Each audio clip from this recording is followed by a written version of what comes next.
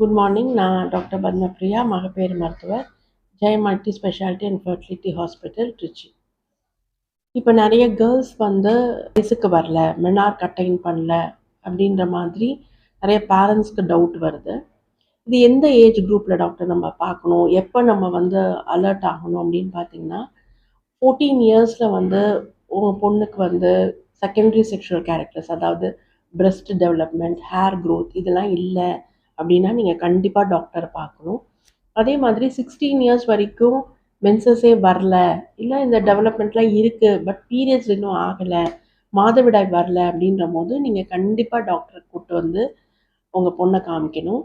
இதில் வந்து பேசிக் டெஸ்ட் எல்லாமே இருக்குது. அது பண்ணிவிட்டு ஏன் இது மாதிரி வரல, ஹார்மோன் ப்ராப்ளமா, இல்லை கர்ப்பப்பையில் ப்ராப்ளமா, இல்லை ஓவரீஸில் ப்ராப்ளமா அப்படின்றத உங்கள் டாக்டர்ஸ் அந்த கேர்ள்ஸ் எக்ஸாமின் பண்ணிவிட்டு ஹிஸ்ட்ரி, எக்ஸாமினேஷன் அண்ட் இன்வெஸ்டிகேஷன் பண்ணிவிட்டு உங்களுக்கு சொல்லுவாங்க.